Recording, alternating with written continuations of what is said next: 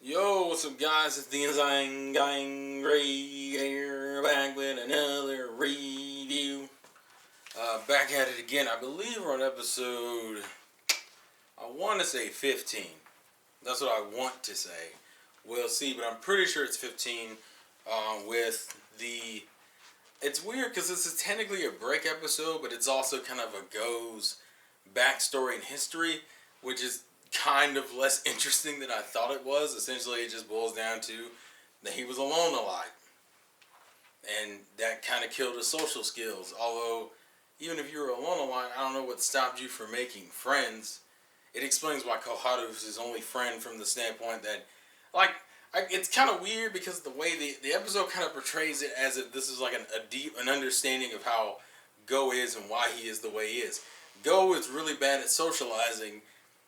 Actually, I wouldn't even say he's bad at socializing. I don't know what you describe it. It's weird. It's almost like they're trying to make it seem like Go is more awkward at socializing than he actually is. The idea from the backstory that you really gather is that he was just cooped up in his house a lot. Like, he and his parents have a weird relationship because even though he understands why they're the way they are, why they're busy all the time, you kind of wish they would make time for him. And it's not like they don't care for him. They're both very caring of him. They just, the work kind of outweighs him in a lot of situations, and Go understands that. So it's kind of just an understanding of how they are, but that's it.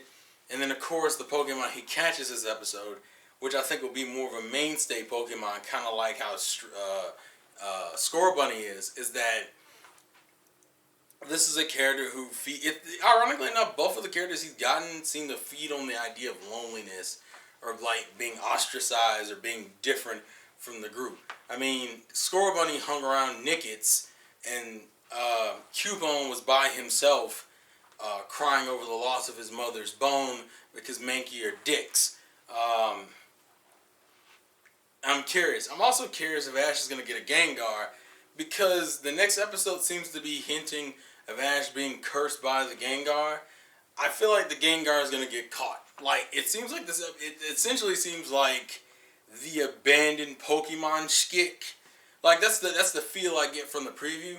That like the Gengar was abandoned and now has a very heavy grudge against trainers and humans in general, and likes to fuck with people. Especially because you see a sequence where I think he's attacking a person and they're running away. So I have a sneaking suspicion Gengar is another one of those abused Pokemon and has a lot of anger and resentment towards it, and fuck with Ash because Ash probably wouldn't stand for that shit. It's a nice, wholesome episode. I actually think this would have worked as a relatively cool Christmas episode because of how it is and the snowing and the theme of it behind it.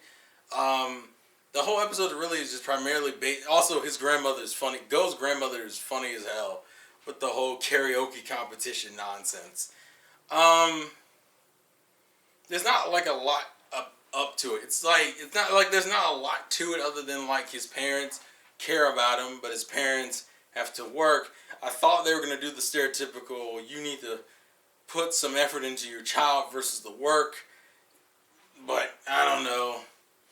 It depends on whether or not if this is the only episode we see them, or if we don't see them a lot moving forward.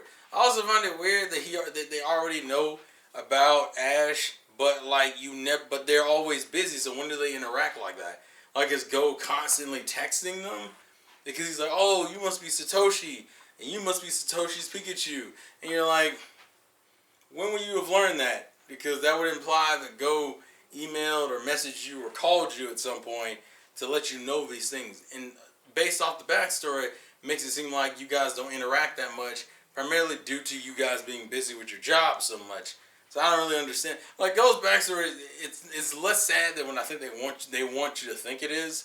So it's kind of like And I think the idea with him is that the theme of a lot of his Pokemon is going to be loneliness. And I'm talking about his Keymons, not the ones he catches, but the Keymons. It does work out. I do like the fact that the episode allows him to use a good variety of the Pokemon, where he doesn't just catch them and they just sit in there. They are used sparingly throughout episodes. He seems to be relying on, I think we've already seen I'm trying to remember the last episode. I've already blanked out on which one he used. His teams has got, like, he has so many mons at this point. It's gonna be hard to remember them all. I think Beedrill's been used multiple times. So is Scyther. Dugong, I think, has been used multiple times.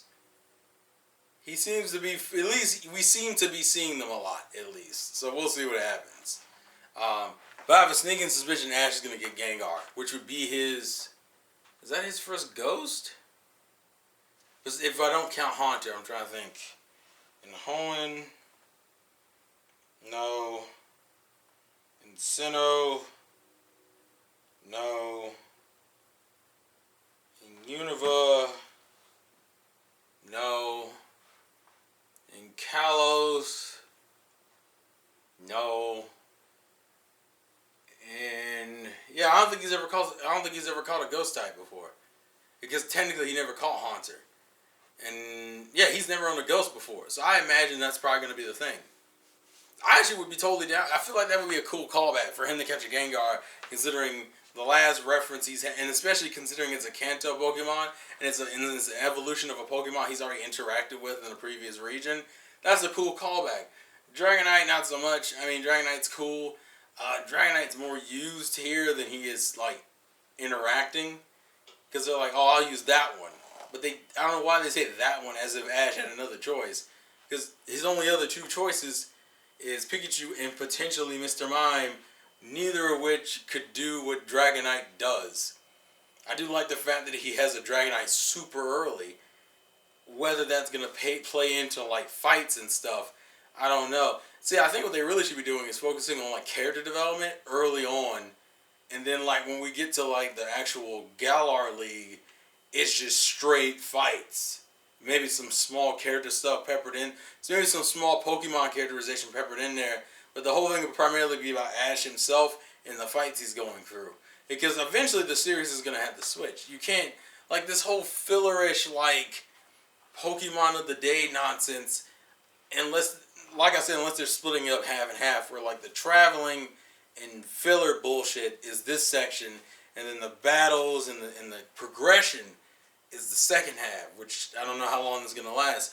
Most of these Pokemon animes last 3 years, so I hope it's not a full year of nonsense, because what's going to turn into, it's not that these episodes aren't worth anything, it's just going to turn into a situation where, like, it's like, okay, yeah, you can kind of look at cliff notes of the major plot points of this first section, and then you'll just watch the battling. Whereas in the other episodes, it was like, in the other regions, it was like you watched almost, other than Sun and Moon. I think this and Sun and Moon seem to be having that same kind of slice of life fillerist bullshit style, and I still don't know what they plan to do with Koharu, because Koharu still isn't like a main focus in episodes. She gets an episode, and we're like, what, 15 episodes in? And then the next episode doesn't have her in it. The next episode seems to be Ash and Go focus. I have a sneaking suspicion he's going to catch Gengar, but that's still, and I need to look up the list of the next episode's mentioned, so we'll see. I'm just curious how long we're going to keep this up. Like, we're just going to have it, because Go's whole goal is to catch Mew, but, like, you have to travel consistently for that. And the problem I think I have with the whole dipping from region to region so fucking quickly is that it doesn't feel like a true trudge. It doesn't feel like I'm going through the full camping and adventuring experience. At least to me, anyway. I will say the funniest bit in the episode, though, is when Go's mom is like, oh, Ash, we've heard that Go's been relying on you a lot. And Ash does that, Ash is over there like, that's not true, is it, Go? Like, he said Ash was on his shit. Ash was like, you fuck around, I'm gonna take your mom, bruh. I got decades worth of experience fucking with bitches. This video is gonna get demonetized just for that. But anywho, leave your thoughts and comments in the comment section below. This has been your boy, the Insane Game Freak, Schizomanic. And remember, you're not having any fun if you're not going just a little bit crazy. Peace. Oh, Jesus.